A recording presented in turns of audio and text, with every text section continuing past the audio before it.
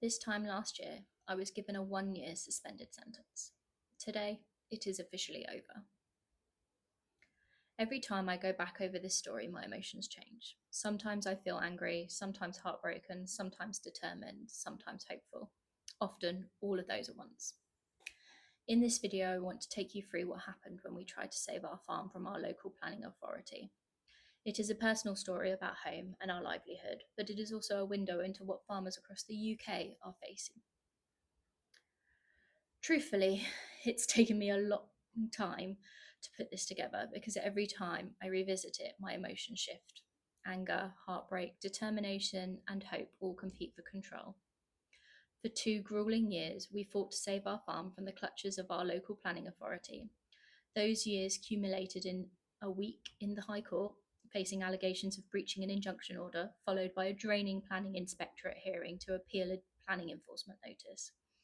This is the story of that battle, the fight to save our farm, our livelihood, and our home, but is also a window into the systematic challenges farmers face across the UK. In 2022, we found ourselves in an impossible situation. Our rented accommodation came to an end, and as farmers with young children and working dogs, we struggled to find a property locally that would take us.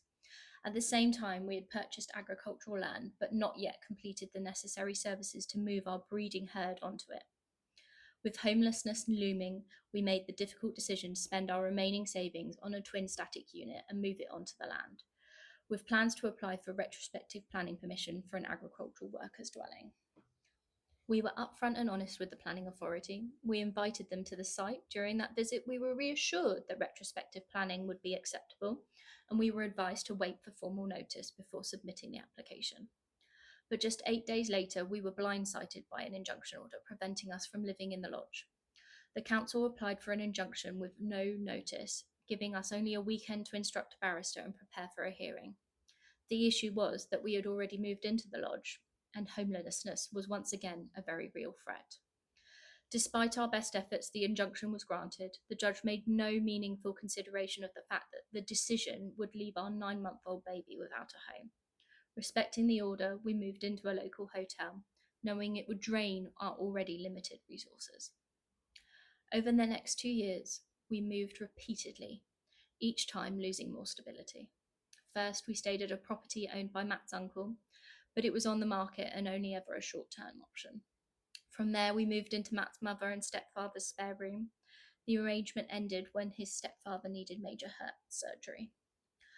Finally, we bought a touring caravan and moved it to another local farm, sharing the space with several other caravan residents. None of these arrangements were ideal, but we made do. Every spare penny went into fighting enforcement notices issued against our farm.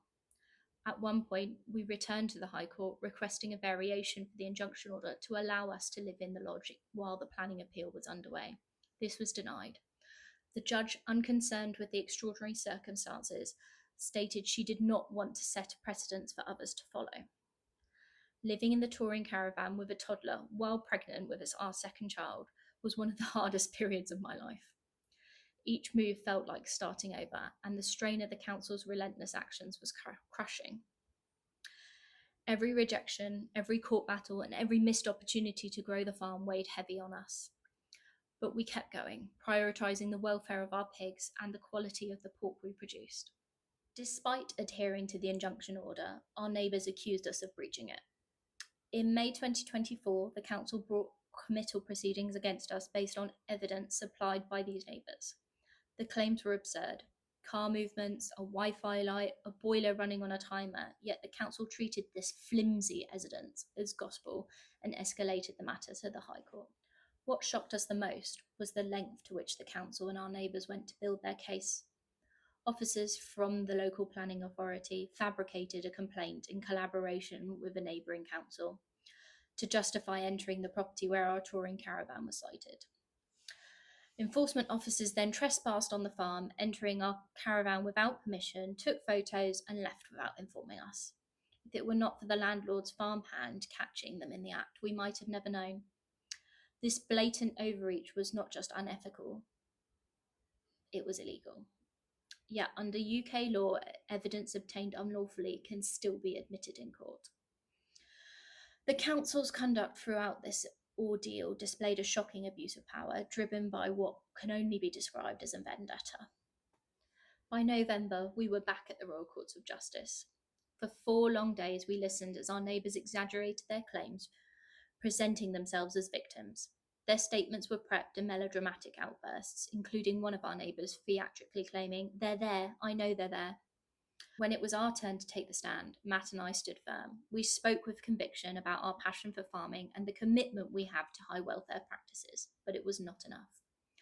The judge ruled that for a small portion of time alleged we had breached the injunction. His reasoning was that a new mother common sense dictated I would have chosen the lodge over the touring caravan. No thought was given to the reality of our situation, living in freezing winter conditions without running water or a flushing toilet while caring for a newborn and a toddler. The ruling came with a 6-week custodial sentence, suspended for 12 months, and the council's £110,000 of legal claims costs to be reviewed by a taxing master. The financial burden alone threatens to cripple our farm. Our story is not unique. Across the UK, small-scale farmers are fighting battles against a system that seems determined to undermine them at every turn. Planning authorities hold immense power and often wield it or in favour of larger industrial interests. The same council that scrutinise and obstruct smallholders like us are the ones approving sprawling housing estates and commercial developments with barely a second glance. The local planning authorities' behaviour from this ordeal exemplifies the corruption and the lack of accountability within the system.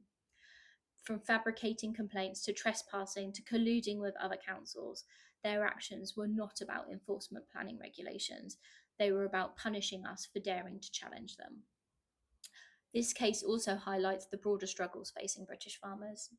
The government's failure to protect farmers from substandard imports, coupled with the increasing financial burden of taxation and regulation, is driving more and more small farmers out of business. At the same time, the public is fed misleading narratives about food production while obscuring the real cost of cheap, factory farmed meat. If small farms like ours can't survive, what hope is there for sustainable farming in the UK? How can we ensure food security, ethical practices, and environmental stewardship when the very institutions that should support these values actively work against them? Looking back, I wish I had not remained silent. Fear of upsetting the judge stopped us from rallying our community, but silence does not serve those already fighting to survive. We must speak out, not just for ourselves, but for all the small-scale farmers facing similar battles. If this experience has taught me anything, it has taught me that resilience is built through hardship. No matter how tough things get, it is the belief in what you are doing and what people you are doing it for that keeps you moving forward. We do not know what the future holds, but we will not give up. This is not just about our farm. It is about fighting for a system that supports sustainable, ethical farming, because without it, we all stand to lose. If you have stayed with me to the end of this story, thank you. If you care about how food is produced and about the future of small farms and about what happens when ordinary families collide with the system, I would love you to stay in this conversation with me. If you're watching this on YouTube, you can read the full written version along with my other work over on Substack, Me, My Pigs and I. That is where I share regular updates on food security, farming, and our ongoing journey. There is a free option if you just want to follow along, and there is a paid option if you want to directly support this kind of independent farming and food journalism. Paid subscribers are the reason I can keep telling these stories honestly. If you are already watching this on Substack, thank you for being here, and an extra thank you if you are a paid subscriber. Wherever you are watching or reading, it really helps if you subscribe and share this with someone who cares about where their food comes from. Let me know in the comments what this brings up for you, especially if you are a farmer or work in the food system. I do read what you write. Thank you for watching and caring about where your food comes from.